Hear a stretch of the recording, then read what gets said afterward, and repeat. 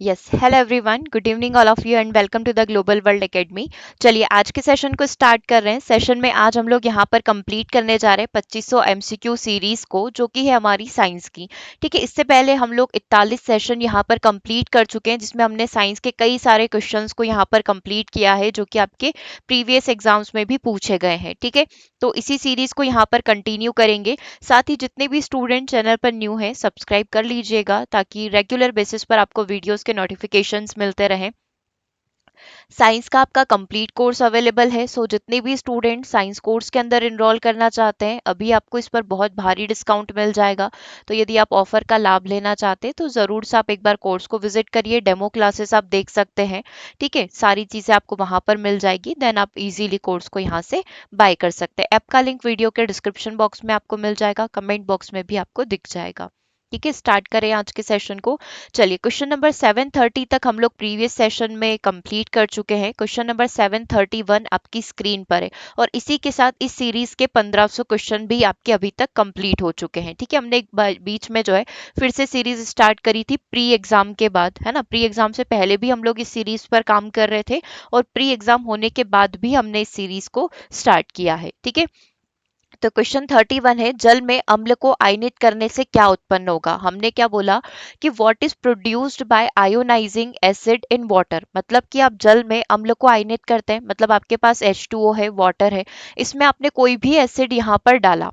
ठीक है, HCl हो गया, कोई भी H2SO4 हो गया, कोई भी एसिड यहाँ पर हो गया, तो क्या मिलेगा आपको? OH आयन यहाँ पर मिलेंगे, आपको H+ आयन मिलेंगे, आपको SO4 सल्फेट आयन मिलेंगे, या फिर आपको जल के मॉलिक्यूल्स ही मिल जाएंगे, जल के अणु यहाँ पर मिल जाएंगे, है ना। तो क्या आंसर यहाँ पर होना चाहिए? क्या करेक्ट आंसर हो सकता है कि जब भी जल में अम्ल को आयनित किया जाता है तो हमें H+ आयन की प्राप्ति होती है। ठीक है, हाइड्रोजन आयन यहाँ पर अलग हो जाते हैं और ऑक्सीजन यहाँ पर अलग हो जाता है, जबकि जल में क्षार को आयनित करने पर हाइड्रोक्सिल आयन OH आयन की यहाँ पर प्राप्ति होती है। ठीक है, तो जब भी एसिड के लिए पूछे तो एसिड के लिए आपका आंसर H+ हो जाएगा, और जब भी ये बेस के लिए पूछे, बेस के लिए आपका आंसर OH- हो जाएगा। ठीक है, हाइड्रोक्सिल आयन जिसको कहा जाता है। तो फर्स्ट क्वेश्चन क्लियर हुआ। इसने पूछा है कि क्या उत्पन्न होगा अम्ल के लिए, तो H+ आयन। क्षार के लिए क्या उत्पन्न होगा? OH- आयन होगा, है ना। जल का विद्युत अपघटन होगा तो आपको H2O के अणु, मतलब हाइड्रोजन और ऑक्सीजन के अणु आपको यहाँ पर प्राप्त हो जाएंगे। ठीक, चलिए अगला क्वेश्चन देखिएगा। एक न्यूमेरिकल सा इजी सा क्वेश्चन है। ठीक है, आपको ध्यान होगा क्लास 9th में अपन ने चैप्टर नंबर 3 पढ़ा था, है ना। पदार्थ करके एक चैप्टर था जिसमें हम लोग मिश्रण और इन सब के बारे में देख रहे थे, है ना, तत्व यौगिक और अणु करके। तो उसमें अपन ने सॉल्यूशन वाले कई सारे न्यूमेरिकल्स किए थे। उसकी अभी भी 4 क्लासेस अवेलेबल है इस चैनल के ऊपर, जरूर से आप विजिट करिएगा। किसी पदार्थ के संतृप्त विलयन में 4.72 ग्राम के वाष्पन से 0.78 ग्राम अवशेष प्राप्त हुआ। पदार्थ की विलेयता कितनी होगी? क्या बोला इसने? Vaporisation of 4.72 gram of saturated solution. संतृप्त विलयन हमारे पास है। संतृप्त विलयन की डेफिनेशन क्या होती है? एक ऐसा विलयन जो पूरी तरीके से संतृप्त हो चुका है, सैचुरेटेड हो चुका है, अब उसमें आप कोई भी विलय डालिए वो उसमें घुलनशील नहीं होगा, है ना। ये उसकी जो अणुओं की जो गति है उसको यहाँ पर बिगाड़ देगा इस तरीके से। तो ये चीज होती है अपनी संतृप्त विलयन की। इसने क्या बोला है? इसमें 0.78 ग्राम जो है रिसीव हो चुका है, सब्सटेंस है इसके अंदर। ठीक है, 0.78 ग्राम का अवशेष अपन को प्राप्त हो चुका है। पदार्थ की विलेयता कितनी होगी, है ना, सॉल्युबिलिटी अपन को यहाँ पर निकालनी है। ठीक है, कैसे निकालोगे? 1 सेकेंड, है ना। एस टाइप के क्वेश्चन को आप सॉल्व कर सकते हैं, बहुत इजी होता है इस टाइप के क्वेश्चन को सॉल्व करना। बस अपन को लिखने का तरीका आना चाहिए कि ऐसे क्वेश्चन को लिखा कैसे जाता है। इसने क्या बोला है? विलियन का मतलब कि सॉल्यूशन कितना है ना, सॉल्यूशन कितना है? 4.72 ग्राम यहाँ पर है। मतलब आप ऐसा समझ लो कि हमारे पास एक बीकर है, उसमें जो पूरा अपन ओवरऑल मात्रा देख रहे हैं वो कितनी है? 4.72 है। ठीक है, अब हमारी थ्योरी के अनुसार विलयन किससे मिलकर बना होता है? विलय और विलायक से मिलकर बना होता है। मतलब एक विलयन में क्या होता है? कुछ मात्रा में विलय होता है, जैसे कोई भी ठोस सब्स्टिट्यूट हमने डाल दिया और जिसमें वो घोला गया है, जैसे पानी में वो घोला गया है, तो वो उसके लिए विलायक हो गया। ठीक है, सॉल्यूट और सॉल्वेंट जिसको हम लोग बोलते हैं। तो इसने क्या बोला है कि 0.78 ग्राम का आपको अवशेप यहाँ पर प्राप्त हुआ है। ठीक है, तो अपना जो विलय है मतलब जो बहुत कम मात्रा में होता है ना, तो इसमें कुछ दे नहीं रखा था, तो अपन को पता चल गया कि जो बहुत कम मात्रा में है, मतलब 4.72 में से 0.78 का अवक्षेप है, तो बचा हुआ अपना क्या हो जाएगा, विलायक यहाँ पर हो जाएगा, है ना, क्योंकि अपन को एक थ्योरी पता है कि विलयन में होता क्या है ना। ये पूरी चीजें आपके बेसिक जो थ्योरी है वो यहाँ पर इस क्वेश्चन को सॉल्व करने में आपकी हेल्प कर रही है। विलयन में विलय होते हैं और विलायक होते हैं, मतलब इन दोनों से मिलकर अपना सॉल्यूशन बना होता है। इंग्लिश में लिख दूं कि सॉल्यूशन इज इक्वल टू अपना क्या होता है, सॉल्यूट प्लस सॉल्वेंट यहाँ पर होता है, यही होता है। तो विलायक अगर अपन को निकालना है तो विलियन में से क्या करें, 0.78 को माइनस कर दे, मतलब यहाँ पर अपन विलियन लिखे, इसको अपन इधर लेकर आए तो अपना विलायक आ जाएगा, है ना। तो विलायक कितना आ जाएगा, माइनस कर लो, 12 में से 8 गए तो 4, और यहाँ पर 6 बचेगा, 16 में से 7 गए तो कितने बचते हैं, 9, है ना। और ये 3.94 अपना आंसर हो जाएगा, मतलब अभी विलायक कितना हो गया, 3.94 ग्राम हो गया। ठीक है, अपन को तीनों चीजें पता चल गई कि एक विलियन में 4.73 जो है टोटल सॉल्यूशन है, विलय 0.78 है, विलायक 3.94 है। यहाँ तक क्लियर है। अब अपन को क्या निकालना है, विलयता निकालनी है, तो ठीक है, विलयता का अपन फॉर्मूला लगा लेते हैं। ठीक है, विलयता का फॉर्मूला क्या हो जाएगा, यहाँ पर विलय का द्रव्यमान कितना है ना, विलय का द्रव्यमान कितना है डिवाइड बाय विलायक का द्रव्यमान कितना है।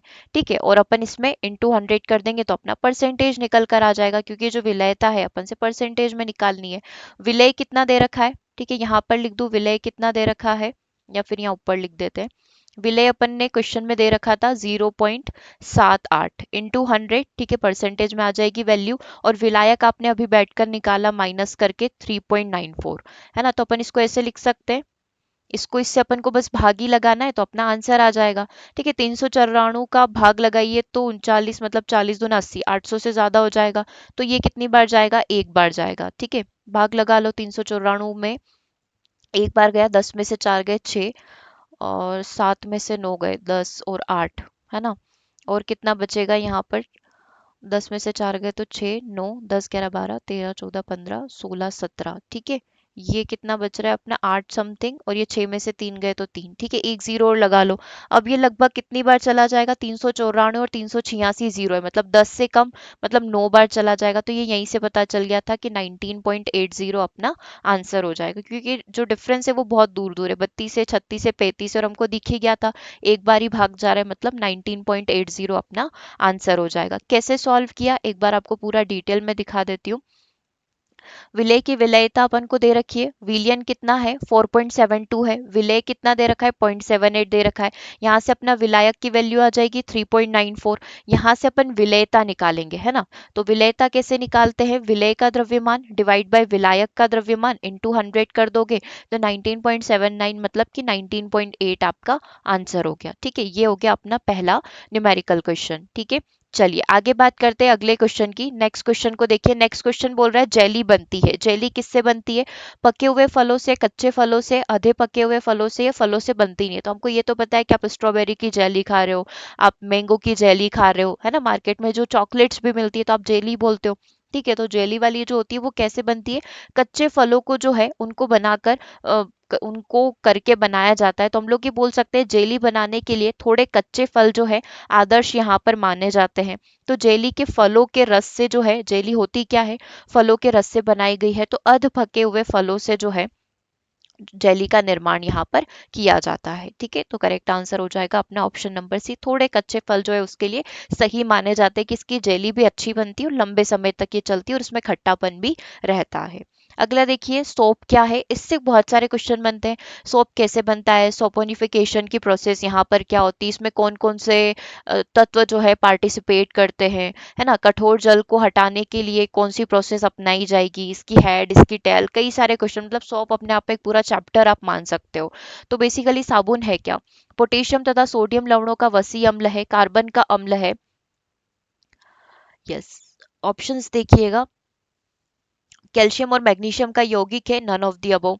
तो अब आप खुद सोचो कि सोप में होता क्या है ना। हमको क्या करना है, जो कठोर जल है या जो भी हम लोग वॉश करना चाह रहे हैं कपड़ों को, है ना, तो हमको उसको क्लीन करना रहेगा, पानी के साथ इसकी एक्टिविटी होगी, मतलब वो उससे जो दाग धब्बे हैं उनको यहाँ से रिमूव कर पाए, है ना। तो हम लोग ये बोल सकते हैं कि ग्लिसरीन और ये सारी चीजें इसमें प्रयोग होती है।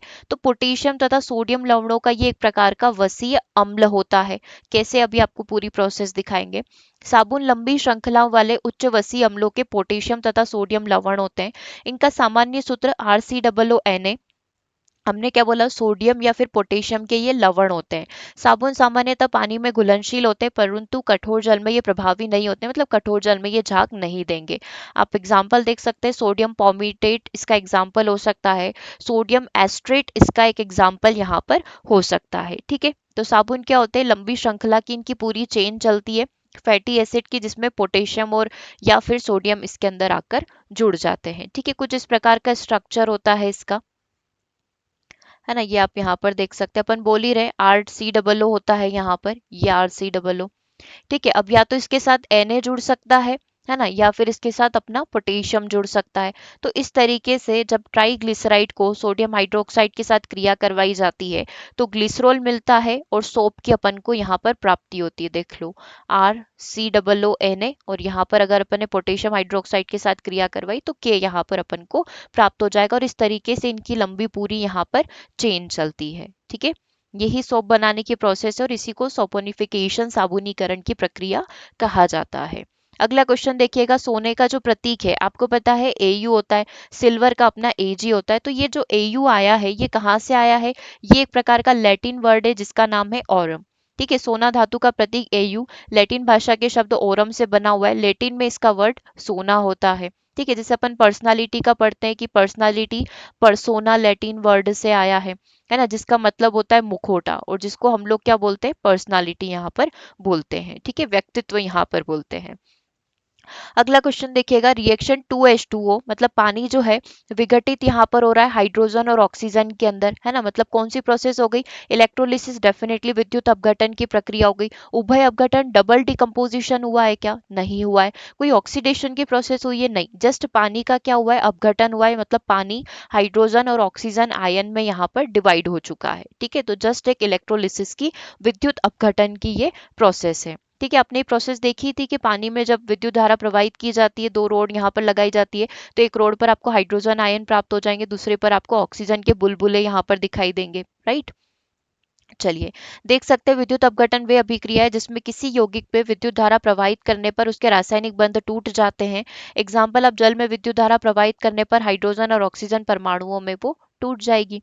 अगला क्वेश्चन देखिएगा, प्रथम तीन आवर्त कौन होते हैं, long period, short period, moderate या नन ऑफ द अबव। अब 3 पीरियड्स देखकर क्या समझ में आ रहा है कि ये किस टॉपिक के बारे में बात कर रहा होगा। ये बात कर रहा है हमसे आवर्त सारणी के बारे में। आपको पता है आवर्त सारणी में 18 वर्ग होते हैं, वर्ग मतलब 18 कॉलम होते हैं जो ऊपर से नीचे की तरफ जाते हैं, और ऐसे लाइंस होती है जिसको हम लोग आवर्त बोलते हैं या इंग्लिश में पीरियड्स बोलते हैं। तो प्रथम तीन आवर्त जो होते हैं, मतलब स्टार्टिंग की जो तीन लाइन होती है वो दीर्घ होती है, लघु होती है या मध्यम होती है। तो इनको कैसे कैटेगराइज किया हुआ है, मैं आपको एक बार आवर्त सारणी के पास पीरियोडिक टेबल के पास लेकर चल रही हूँ। ये जो खड़े खड़े आप देख रहे हैं ऐसे सीधे सीधे, इन सबको बोला जाता है कॉलम।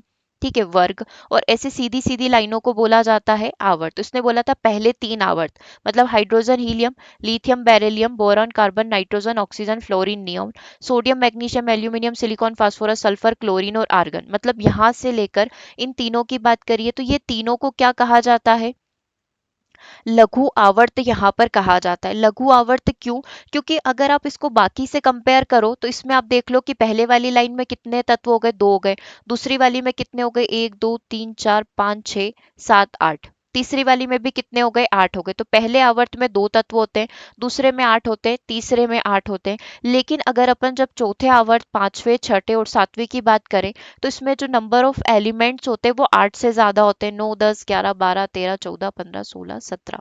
ठीक है, तो इस तरीके से, और ये किए 18, तो अगले वाले में कितने आना स्टार्ट हो जाते हैं, 18। इस तरीके से इनके नंबर्स क्या हो जाते हैं, बढ़ जाते हैं। तो इनको क्या बोला जाता है, इनको बोला जाता है लॉन्ग पीरियड या फिर दीर्घ आवर्त के नाम से जाना जाता है। ठीक है, और ऊपर के जो स्टार्टिंग के तीन है उनको लघु आवर्त के नाम से जाना जाता है क्योंकि उसमें कम तत्व है। तो करेक्ट आंसर क्या हो जाएगा? Option number B. तो प्रथम तीन को लघु आवर्त के नाम से जाना जाता है, बचे हुए को लॉन्ग पीरियड के नाम से यहाँ पर जाना जाता है। ठीक है, आवर्त संख्या एक, दो और तीन में पहले में दो, दूसरे में आठ और तीसरे में आठ है, जबकि अन्य आवर्तों में आठ से अधिक तत्व पाए जाते हैं, इसीलिए पहले तीन तत्वों को लघु आवर्त कहा जाता है। और मेंडलीव की आवर्त सारणी में तीन लघु आवर्त आते हैं। ठीक है, अगला क्वेश्चन देखिए, आवर्त सारणी के क्वेश्चन कर रहे हैं, तीन क्वेश्चन अपन आवर्त सारणी के करेंगे। एक तत्व का इलेक्ट्रॉनिक विन्यास दो, आठ और एक है, यह तत्व किससे संबंधित है? पहली कक्षा में दो, दूसरी कक्षा में आठ, तीसरी कक्षा में एक है। तो आप देख लो, आठ और दो 10 और एक 11, 11वें नंबर पर कौन आता है? सोडियम आता है। सोडियम कौन से वर्ग में बैठा हुआ है? आपको याद आ रहा होगा, हलीना की रब से फरियाद, है ना, ये पहला वाला अपना वर्ग हो गया। दूसरा बेटा मांगे कार वाला आ गया, बेरिलियम वाला हो गया। तो सोडियम पहले आवर्त में बैठेगा, और अपन इसे बात करें पहले वाले वर्ग में बैठेगा। ठीक है, ऊपर से नीचे जा रहे, है ना, अपन वही बोल रहे हैं, हली ना, है ना, तो ये ना आ गया अपना।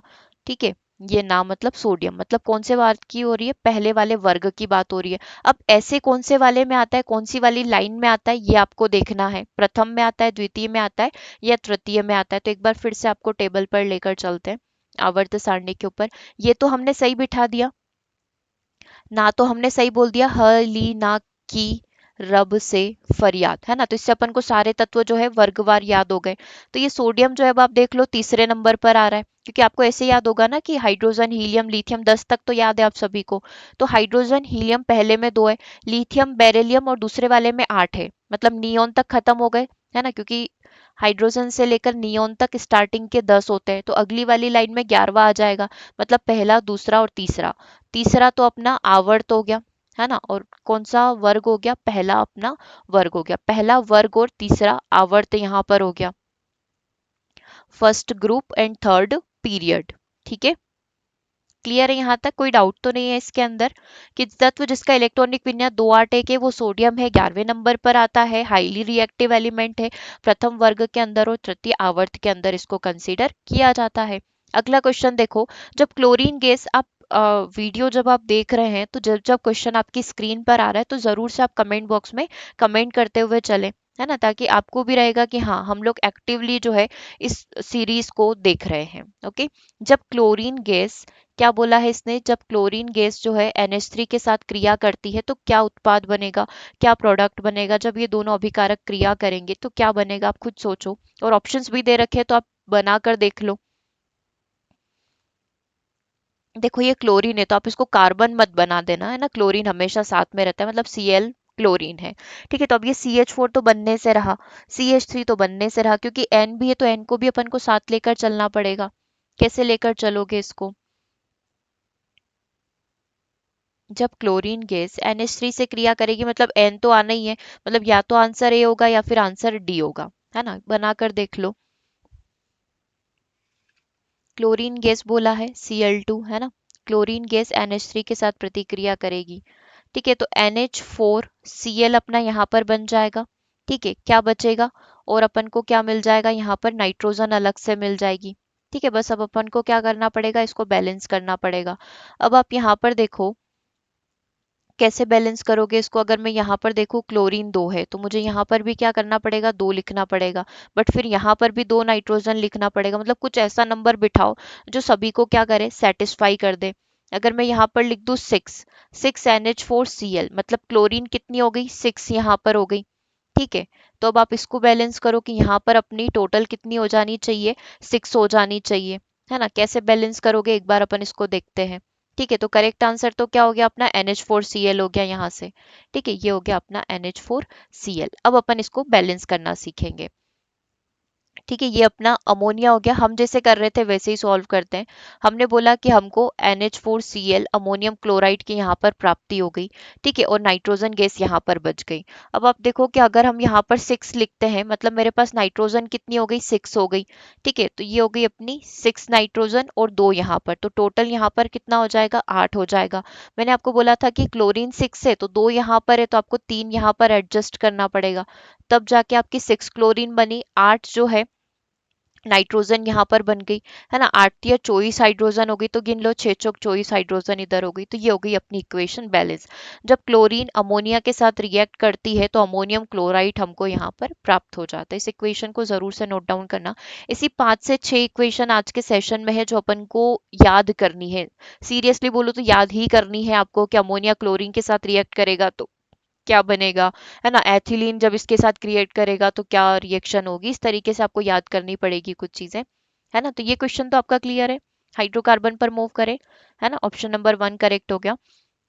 देखो, एक संतृप्त हाइड्रोकार्बन का सामान्य सूत्र क्या होता है, तो हमने दो चीजें पढ़ी थी, सैचुरेटेड एंड नॉन सैचुरेटेड, है ना, अनसैचुरेटेड करके। तो सैचुरेटेड संतृप्त कौन होते हैं, जो अपनी एल्केन श्रेणी होती है वो संतृप्त यहाँ पर होते हैं। बाकी अपना जो एल्कीन श्रेणी हो गई, अपनी जो एल्काइन श्रेणी हो गई, मतलब डबल बॉन्ड और ट्रिपल बॉन्ड वाले, अनसैचुरेटेड यहाँ पर होते हैं, है ना। और एल्केन जो सिंगल बॉन्ड होता है वो ऑलवेज सैचुरेटेड होता है।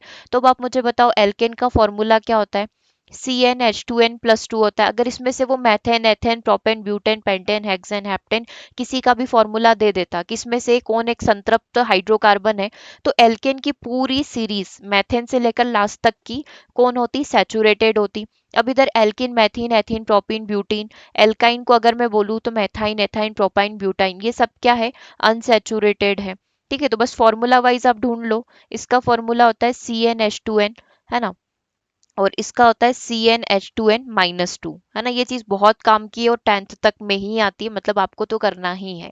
संतृप्त हाइड्रोकार्बन मतलब एल्केन हो गया, तो ये अपना एल्केन अपना ऑप्शन नंबर 1 आंसर हो गया। ठीक है, एक ये फॉर्मूला होता है, ये एल्काइन का होता है जो कि अनसैचुरेटेड होता है, तो ये अपना आंसर हो ही नहीं सकता था, तो ऑप्शन नंबर 1 करेक्ट हो गया। तो संतृप्त हाइड्रोकार्बन वो हाइड्रोकार्बन होते हैं जिसमें दो कार्बन परमाणुओं के बीच में सिंगल बॉन्ड होता है, और अनसैचुरेटेड में डबल भी हो सकता है और ट्रिपल भी हो सकता है। अगर डबल हुआ तो एल्कीन नाम दिया जाएगा और ट्रिपल हुआ तो एल्काइन नाम दिया जाएगा। और इसका जो फॉर्मूला होता है CnH2n+2 होता है। तो तब भी जब हम लोग n की वैल्यू 1 रखते हैं तो अपना CH4 बनता है, C2H6 बनता है, C3H8, ऐसे अपनी पूरी चेन चल जाती है। ठीक है, अगला क्वेश्चन देखो, त्रिबंध युक्त हाइड्रोकार्बन का सामान्य सूत्र क्या है। अभी जस्ट अपन ने पढ़ा कि त्रिबंध मतलब एल्काइन की बात हो रही है। एल्काइन का क्या होता है, CnH2n-2 होता है, तो ये त्रिबंध के लिए आंसर हो गया। द्विबंध के लिए बोलता तो CnH2n अपना आंसर हो जाता, जो कि अभी ऑप्शन में नहीं है। और +2 किसके लिए हो गया, सिंगल बॉन्ड के लिए हो गया, जो कि सैचुरेटेड है। ठीक है, याद रहेगी तीनों चीजें, लिख लो इस चीज को। ये एल्काइन है, और अगर मैं -2 हटा दूं तो ये क्या बन जाएगा, एल्कीन बन जाएगा। और ये क्या हो जाएगा, अपना एल्केन हो जाएगा, है ना। और इससे आप पूरा बना लेना, मैथेन, एथेन, प्रोपेन, ब्यूटेन। ठीक है, डन यहाँ तक। आप देख सकते हैं एग्जाम्पल, त्रिबंध युक्त हाइड्रोकार्बन वे होते हैं जिनमें दो कार्बन परमाणुओं के बीच में तीन बंध यहाँ पर पाए जाते हैं। जैसे एसिटिलीन जो होता है त्रिबंध युक्त हाइड्रोकार्बन होता है, जिसका सामान्य सूत्र CnH2n- से बनता है, CnH2n-2 से ये बनता है। एसिटिलीन की बात कर रहा है, सिंपल। ओके, चलिए, आप देख सकते हैं तरीके से भी आप इसको ऐसे भी समझ सकते हैं, अलग अलग तरीके से इनको कैटेगराइज किया जाता है। जैसे एलिफेटिक की मैं बात करूं, है ना, तो एलिफेटिक में कौन आ जाएगा, जो हम लोग ये बोलते हैं थोड़ा कम स्टेबल होते हैं। ठीक है, तो एलिफेटिक में एल्केन, एल्कीन और एल्काइन आ गए, इसमें तीन बंद है, इसमें दो बंद है, और ये सिंगल बॉन्ड है कार्बन कार्बन के बीच में। फिर अपने आ जाते हैं एरोमेटिक हाइड्रोकार्बन्स। ठीक है, एरोमेटिक में जो स्ट्रक्चर होता है कार्बन का वो कुछ इस तरीके से होता है। इनको थोड़ा ज्यादा स्टेबल माना जाता है, साथ ही इनका रिजोनेंस भी काफी ज्यादा अच्छा होता है, तो ये सब के सब एरोमेटिक कैटेगरी के अंदर कंसीडर किए जाते हैं। ठीक है, अगला क्वेश्चन देखिएगा, नेक्स्ट क्वेश्चन आपकी स्क्रीन पर है।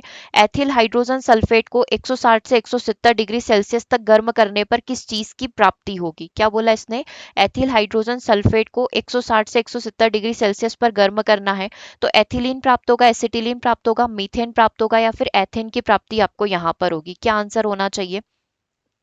देखो, सोचो कि एथिल हाइड्रोजन सल्फेट हो गया, तो एथिल तो आप यहाँ पर बना लोगे, है ना, जो अपनी पूरी चेन चला लोगे ना उसकी, तो CnH2n-2 वाला हो जाएगा। ठीक है, तो इसको हाइड्रोजन सल्फेट के साथ सबसे पहले जोड़ो। किसको, हाइड्रोजन सल्फेट के साथ आप कैसे जोड़ोगे, है ना, मतलब अपन को पीछे क्या लगाना है, HSO4 लगाना है, तो CH3CH2HSO4। ठीक है, ये चीज हो गई। इसको 160 टू 170 पे हमने क्या किया, गर्म किया। है ना, इसने यही बोला है कि गर्म करने पर क्या प्राप्त होगा, तो C2H4 एथिलीन अपन को यहाँ पर प्राप्त हो जाएगा।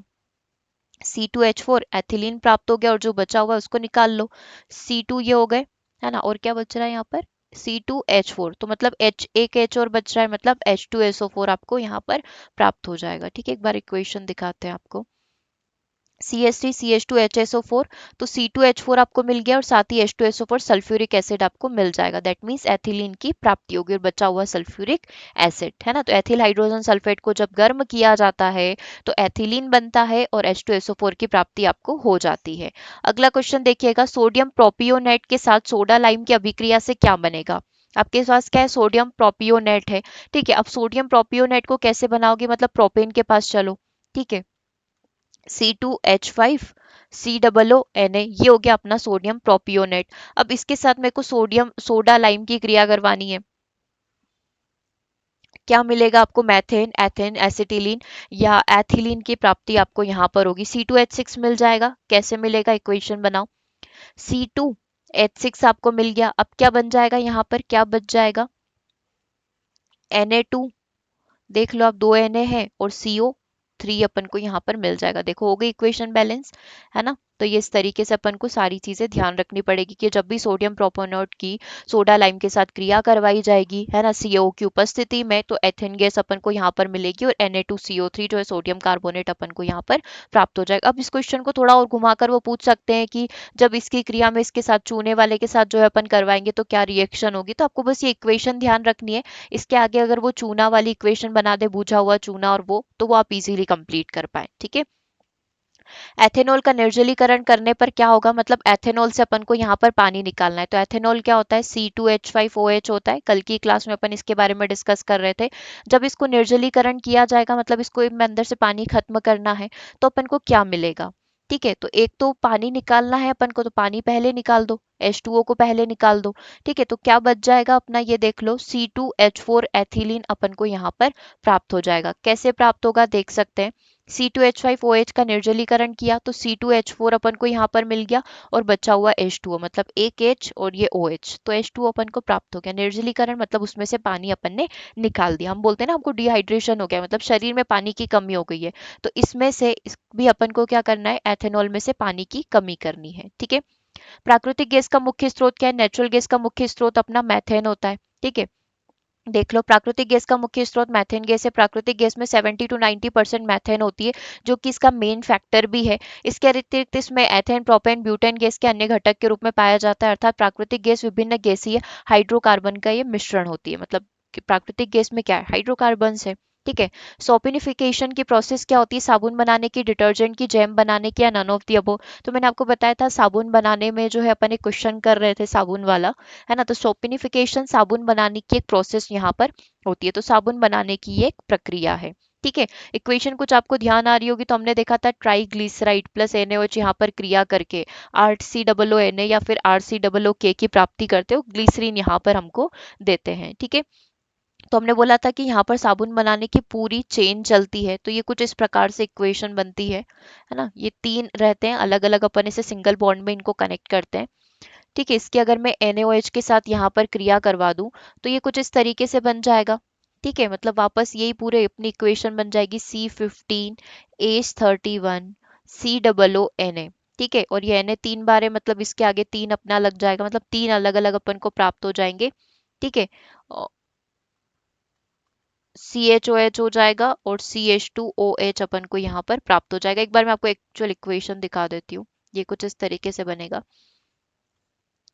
उच्चवसीय अम्लों में एस्टर, क्षारों में NaOH KOH की उपस्थिति में सोडियम पोटेशियम उच्चवसीय लवणों के लवण बनते हैं, जिसको साबुन यहाँ पर कहा जाता है। तो ये कुछ इस तरीके से इक्वेशन होती है। थोड़ा सा टफ आपको इसलिए दिख रहा होगा क्योंकि ये तीन बार है ना। तो आप बस इसको तीन बार लिख लो कि इसके अपन ने तीन प्रयोग किए, तो इसके आगे तीन लिख लो, तो ये दोनों यहाँ से खत्म हो गए, है ना। CHOH हो गया और CH2OH कितनी बार है, दो बार है, तो इसके आगे आप दो लिख लो। ये आपके समझने के लिए दे रखा है बॉन्ड बनाकर, है ना। जब इसकी क्रिया NaOH के साथ करवाई जाएगी, साबुन आपको मिल जाएगा और ग्लिसरॉल आपको यहाँ पर प्राप्त हो जाएगा। ठीक है, अमोनिया को पानी में घोलने पर कौन सा यौगिक प्राप्त होगा? NH2OH, NH4O2, NH4OH या नन ऑफ द अबोव। जब भी अमोनिया को पानी में घोला जाएगा तो NH4OH की प्राप्ति यहाँ पर प्राप्त होगा अपन को, है ना, अमोनियम हाइड्रोक्साइड की प्राप्ति यहाँ पर होगी। ठीक है, परमाणु क्रमांक 24 का इलेक्ट्रॉनिक विन्यास कैसा होगा? तो देखो अपन को इलेक्ट्रॉनिक विन्यास जमाना है, अपन कौन सी थ्योरी का प्रयोग करेंगे? अफबाउ की थ्योरी का प्रयोग करेंगे। 1s स्क्वायर, है ना, 2s square, 2p6, 3s square, 3p6, है ना, और 4s 3d, फिर आ जाएगा अपना 3d, 3s square, 3d5 and 4s square. ठीक है, इस तरीके से अपन पूरा अवयव की चेन को यहाँ पर सेट करेंगे। ठीक है, और कब तक आना है? जब तक कि अपना चॉइस नहीं आ जाता। तो स्टार्टिंग से स्टार्ट करते हैं। 1s square, 2s square, 2p6, है ना, p के बाद वापस से 3s स्क्वायर पर आ जाएंगे। फिर अपना 3p6 हो जाएगा। देखना कहाँ तक आएगा? 3d5। अब अरेंज करते हैं। पहली कक्षा में 2, दूसरी कक्षा में कितने हो जाएंगे? 2 हो जाएंगे। फिर अपना 6 हो जाएगा। फिर ये 2 हो गया, फिर ये 6 हो गया, 3d5 हो गया। तो 2 2 4 6 10, तो 12 और 6 18, 19 20 21 22 23 हो रहे हैं। ठीक है, तो अपन को एक और को लेकर आना पड़ेगा, है ना। तो ये 4s1, ये रहा अपना 4s1, और मैं इसको यहाँ से हटाकर यहाँ पर 1 कर देती हूँ। तो ये हो गए अपने टोटल चॉइस। ठीक है, हो गए अपने, गिन लो वापस से, टोटल हो गए चॉइस। तो अब आप देखो कि इसको कैसे अरेंज करना है। आप इस तरीके से अरेंज करेंगे। ठीक है, 2 8 13 और 1 यहाँ पर टोटल हो जाएंगे, और इस तरीके से इसका इलेक्ट्रॉनिक विन्यास यहाँ पर रहेगा। क्लियर है? एसपीडीएफ में अपन ने इसको क्या कर दिया? पूरे तरीके से अरेंज कर दिया है। क्लियर है? तो परमाणु क्रमांक 24 का इलेक्ट्रॉनिक विन्यास को अपन 2 8 13 1 में लिख सकते हैं। डन। अगला क्वेश्चन देखो 750, ब्लू विट्रियोल जो है किसका सॉल्यूशन है? इसका फॉर्मूला क्या है? सबसे पहले तो फॉर्मूला देखो, नीला तोता कॉपर सल्फेट आप बोलते हैं, CuSO4 5H2O इसका करेक्ट आंसर हो जाएगा।